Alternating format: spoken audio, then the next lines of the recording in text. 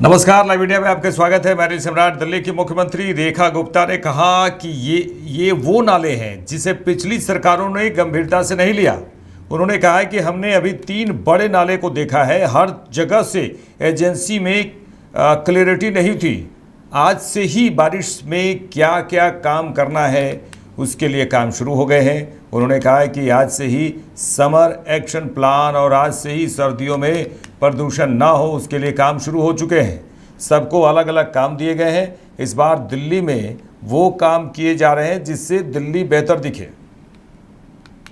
Ma'am, आज आप अलग अलग जगहों पे आए, ड्रेन का इंस्पेक्शन किया, क्या कुछ देखने को मिला मैम? देखिए, ये वो ड्रेन्स हैं जिसको पिछले की सरकारों ने कभी सीरियस नहीं लिया।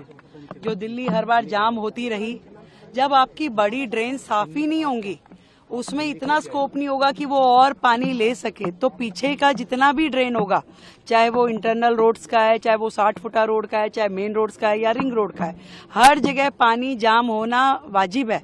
आप उसको रास्ता ही नहीं दे रहे।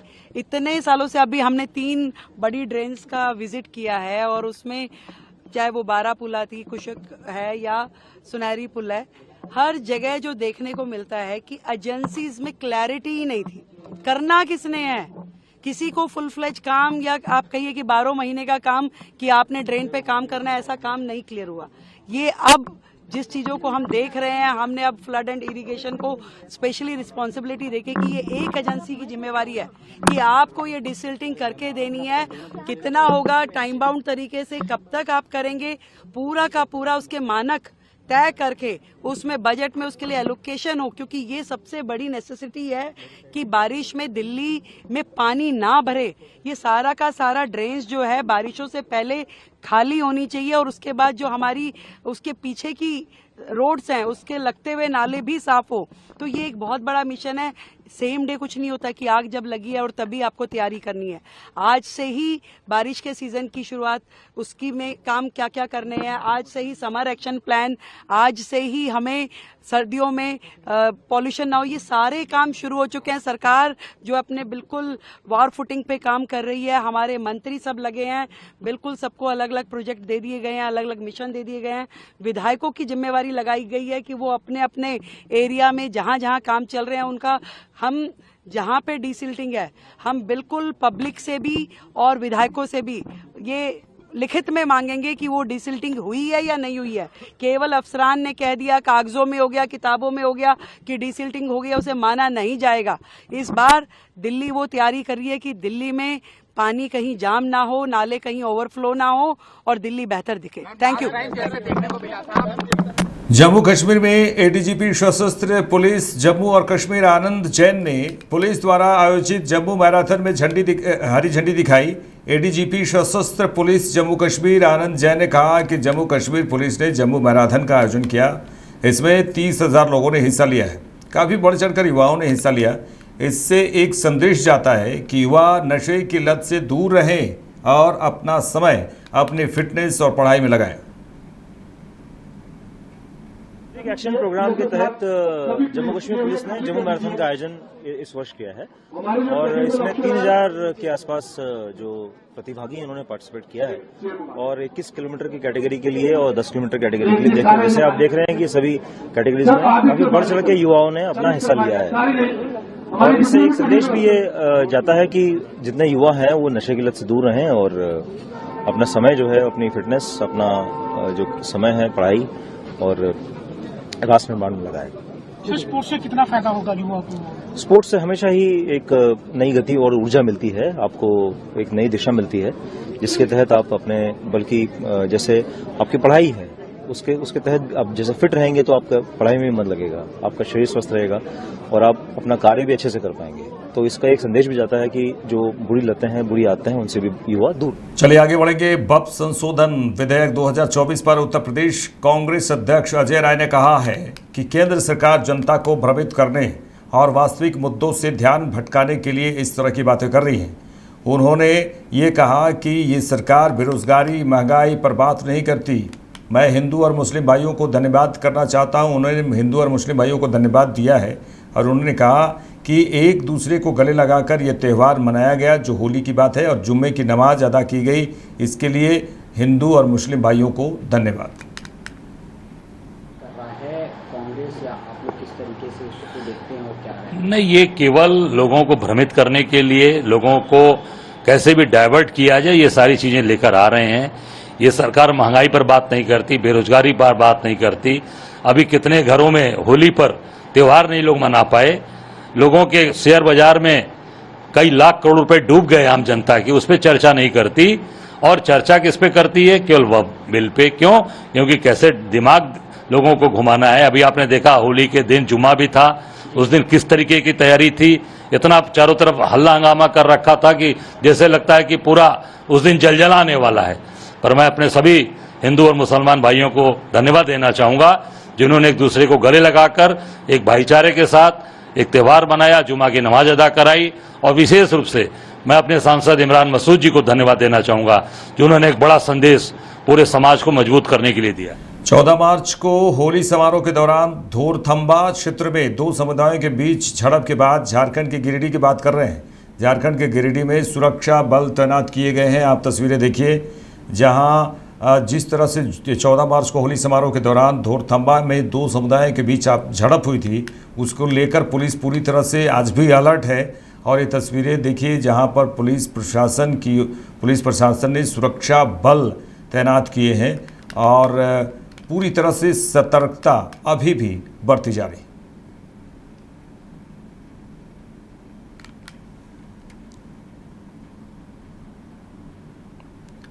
राजद नेता तेज प्रताप यादव पर बिहार के डिप्टी सीएम विजय कुमार सिन्हा ने कहा कि जो बीज बोया जाता है पौधा उसी तरह निकलेगा। उन्होंने कहा कि राजद की संस्कृति है कि कानून के धज्जियां उड़ाना, संवैधानिक पद पर बैठे व्यक्ति का मजाक उड़ाना और संविधान का बार बार अपमान करना है।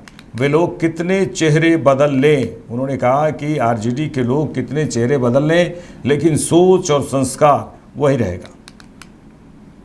कि जो बीज बोया जाता है पौधा तो उसी तरह के निकलेगा, फल फूल उसी तरह का लगेगा। राजद का कल्चर वही है ना जो जंगल राज में था, जो डीएम एसपी को खैनी बनाने के लिए कहते थे, वही कल्चर है ना। तो बापे पुत परापत घोड़ा नहीं कुछ का तो थोरम थोड़ा, वो तो गुण रहेगा ही, इसमें कोई नया बात नहीं है।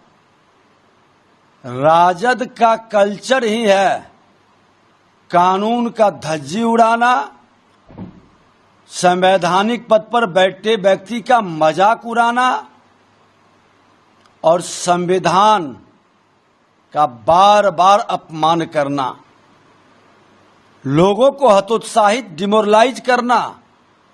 जो लोग राजद में रहे हैं वो कितना भी चेहरा बदल ले, सोच और संस्कार वही रहेगा। गुजरात के अहमदाबाद में केंद्रीय मंत्री मनसुख मंडाविया ने कहा कि प्रधानमंत्री नरेंद्र मोदी के फिट इंडिया के आह्वान को चरितार्थ करने के लिए सभी देश में fit India Sunday on cycle अभियान चल रहा है। जनता जुड़ रही है। धीरे धीरे संडे ऑन साइकिल देश में कार्य संस्कृति बनने लगेगी।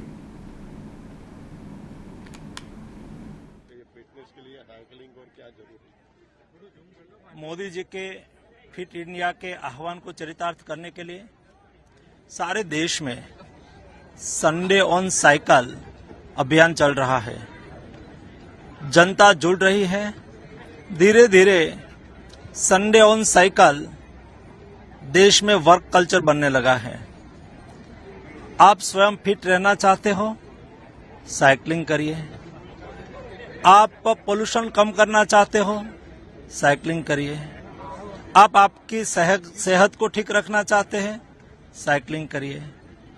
आप आपके जीवन में साइकिलिंग से फिट भी रह सकते हो। आप स्वयं साइकिलिंग करके प्रधानमंत्री जी के विकसित भारत के स्वप्न को भी साकार कर सकते हो, क्योंकि स्वस्थ समाज समृद्ध समाज का निर्माण कर सकता है और समृद्ध समाज विकसित बन सकता है। इसलिए देश के हर नागरिक फिट रहे। फिट रहने के लिए साइकिलिंग करे। साइकिलिंग के द्वारा नागरिक अपने स्वयं को भी फिट रखे और अपनी सेहत को भी ठीक रखें। धन्यवाद। केंद्रीय मंत्री नित्यानंद राय ने कहा कि आज बिहार में कुछ लोग ऐसे हैं जो बिहार को बदनाम करने में लगे हुए हैं। यानी जो लालू प्रसाद यादव, राबड़ी देवी जी का शासनकाल था, जिन्होंने बिहार को बीमार कर दिया था और विकास से काफ़ी दूर रखा था बिहार को, वैसे लोग यानी आरजेडी, कांग्रेस वाले लोग बिहार को बदनाम करने की कोशिश कर रहे हैं। देखिए, होली का त्यौहार बीता है। होली के त्यौहार में बिल्कुल बिहार का विकास दिखता था। नीतीश कुमार जी के नेतृत्व वाली एनडीए सरकार की विधि व्यवस्था दिखती थी। और आज बिहार में कुछ लोग ऐसे हैं जो बिहार को बदनाम करने में लगे हैं। वही लोग जो अपने 15 वर्षों के शासन काल में, यानी कि जो लालू जी का, राबड़ी जी का शासन काल था, जिन्होंने बिहार को बदनाम कर दिया था, बीमार कर दिया था, विकास से काफ़ी दूर रखा था, वैसे लोग बिहार के विकास को जो नहीं देख पा रहे, नहीं सह पा रहे हैं, यानी तेजस्वी यादव, आरजेडी के नेता, कांग्रेस और कम्युनिस्ट वाले लोग, वह फिर से बिहार को बदनाम करने की कोशिश कर रहे हैं। बिहार विकास के रास्ते पे है। माननीय प्रधानमंत्री श्री नरेंद्र मोदी जी के आशीर्वाद से, उनके विशेष कृपा से बिहार का भाग बदल रहा है। यहाँ रोजगार के अवसर मिल रहे हैं। केंद्र सरकार की सारी योजनाओं को नीतीश जी की सरकार लागू कर रही है। बिहार के लोग अब जात पात से ऊपर उठकर विकास की राजनीति में विश्वास करने लगे हैं। सभी अपने बच्चों का भविष्य चाहते हैं और उनको मालूम है कि हमको अपने बच्चों के भविष्य को बनाना है, तो हमको विकास चाहिए, शांति चाहिए, अवसर चाहिए, और यह एनडीए की सरकार में बिहार में मिल रहा है। बिहार की जनता अब जंगल राज, जातिवाद, परिवारवाद से उब चुकी है। इसलिए इस बार आगे के दिनों में आरजेडी, कांग्रेस और कम्युनिस्ट का सुपड़ा साफ होगा और एनडीए प्रचंड बहुमत से यहाँ सरकार बनाएगी। आरजेडी नेता मृत्युंजय तिवारी ने कहा है कि बिहार में एनडीए की डबल इंजन सरकार में पुलिस वाले ही सुरक्षित नहीं है, कानून व्यवस्था पूरी तरह से चौपट है, अपराधी राज कायम है। उन्होंने कहा कि मुख्यमंत्री अचेत अवस्था में है। सरकार में बैठे लोग बताएं कि इसे कौन से राज्य की संज्ञा दी जाए जब पुलिस ही सुरक्षित नहीं है। इस सरकार की, उन्होंने इस बात को जोर देकर कहा कि इस सरकार की विदाई में ही बिहार की भलाई है। बिहार में डबल इंजन की एनडीए सरकार में अब जब वर्दी वाले पुलिस भी सुरक्षित नहीं रहे तो आम आदमी तो भगवान भरोसे हैं। लॉ एंड ऑर्डर पूरी तरह से, कानून व्यवस्था चौपट हो गया है, अपराधी राज, गुंडा राज कायम हो गया है। आदरणीय मुख्यमंत्री जी अचेता अवस्था में हैं और यहाँ बैठे लोग जो जंगल राज का राग अलापते हैं, सरकार में बैठे लोग, वो बताएं कि इसे कौन से राज की संज्ञा दी जाए। जब पुलिस सुरक्षित नहीं है, अपराधियों का तांडव हो रहा है, बिहार करा रहा है और अब बिहार संभल नहीं रहा है। अब जल्द से जल्द इस सरकार की विदाई में ही बिहार की भलाई है।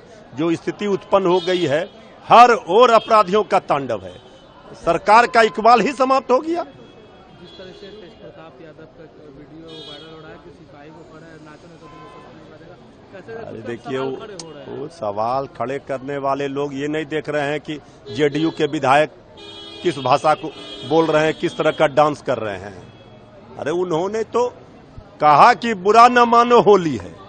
होली था, उनके मित्र भी रहे थे, तो इसको लेकर के इतना हाई तौबा मचाया जा रहा है।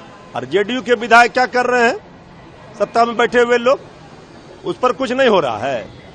तो इसको होली का सबको पता है, उमंग में, उत्साह में इस तरह का तो कहा ही जाता है बुरा न मानो होली। प्रताप यादव ने भी ट्वीट कर कहा कि भाजपा, आरएसएस और गोदी मीडिया है उनको। इसीलिए हम कह रहे हैं कि इस पर जिस तरह हाई तौबा मचाया जा रहा है, उन्होंने होली गीत गाया, बाबा हरिहर नाथ सोनपुर में खेले होली, ये भी गाया और ये कहा भी कि बुरा न मानो होली है।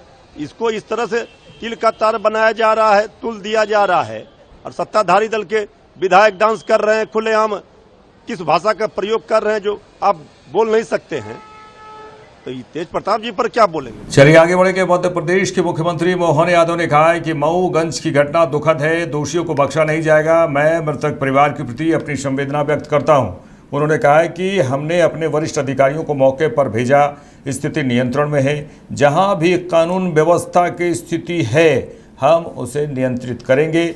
और उन्होंने कहा कि मध्य प्रदेश सरकार एक संवेदनशील सरकार है।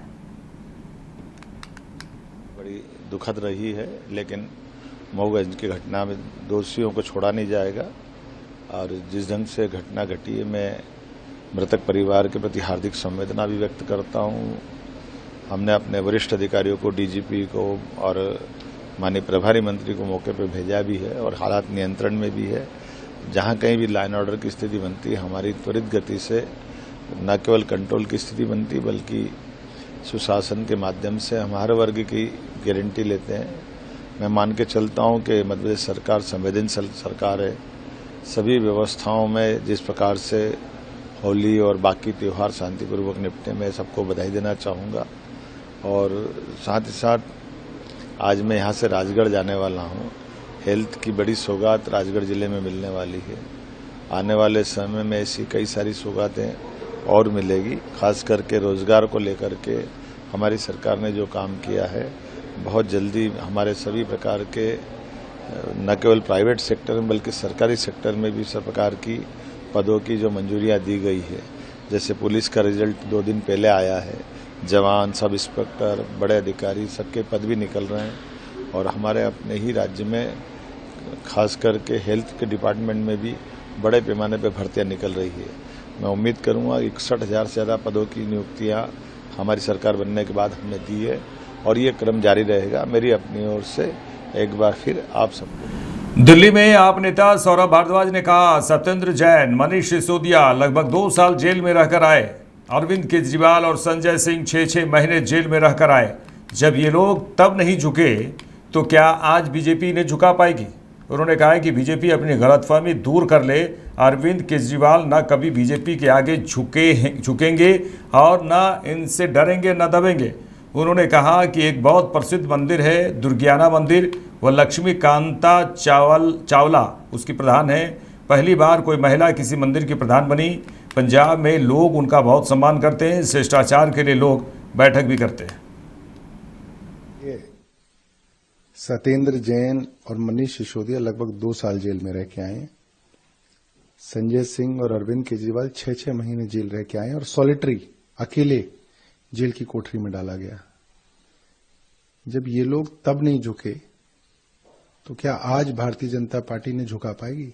भारतीय जनता पार्टी अपनी गलतफहमी जो है दूर कर ले। अरविंद केजरीवाल ना भारतीय जनता पार्टी के आगे कभी झुकेंगे, ना इनसे कभी डरेंगे, ना इनसे कभी दबेंगे। लेकिन जो मुलाकात रखी कि अचानक बीजेपी के नेता के घर पहुंचना, सामाजिक लोग हैं। एक बहुत प्रसिद्ध मंदिर है दुर्गियाना मंदिर, उनकी प्रधान है और पहली बार एक मंदिर की प्रधान महिला बनी है और पंजाब के अंदर काफी उनकी इज्जत है। कई बार शिष्टाचार के लिए लोग भेंट करते हैं।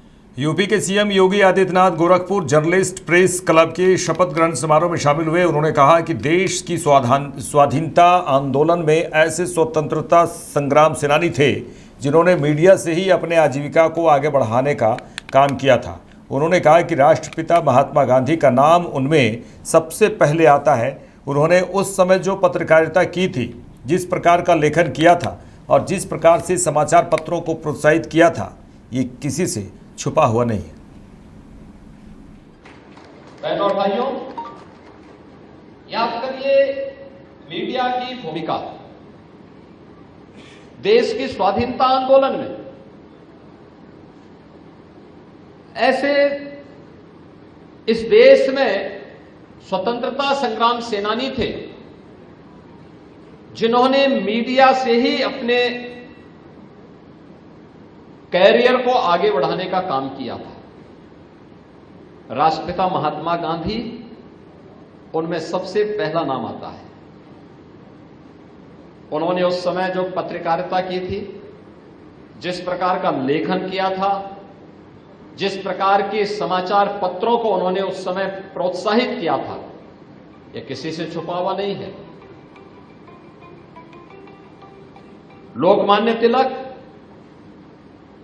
जिन्होंने जन चेतना को जागरूक करने में उस समय एक बड़ी भूमिका का निर्वहन किया था, और जन चेतना को जागरूक करने के लिए लोक परंपराओं का क्या महत्व हो सकता है, उस समय गणपति महोत्सव के माध्यम से उन्होंने उसको एक नई ऊंचाई तक आगे बढ़ाने का काम किया।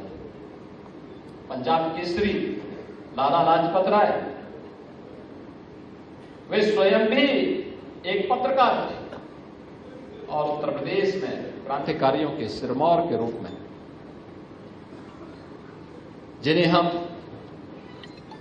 आज भी स्मरण करते हैं उनकी लेखनी के लिए, गणेश शंकर विद्यार्थी, कानपुर से उन्होंने अपनी लेखनी को, जिन धारदार लेखनी के माध्यम से उस समय के जज्बे को उन्होंने झकझोरा था, आज भी वह हम सबके लिए स्मरणीय बना हुआ है। याद करिए, जब इस देश के लोकतंत्र का गला घोंटा जा रहा था, तब बहुत सारे समाचार समूह ऐसे थे, मीडिया ऐसे थे, जिन्होंने उस समय अपनी लेखनी के माध्यम से लोकतंत्र को बचाने के लिए पूरी ताकत लगा दी थी, लड़े थे। ये देश रहना चाहिए, देश का लोकतंत्र रहना चाहिए, इसके लिए उन्होंने स्वयं के कैरियर को भी दांव पे लगाने में कोई संकोच नहीं किया था।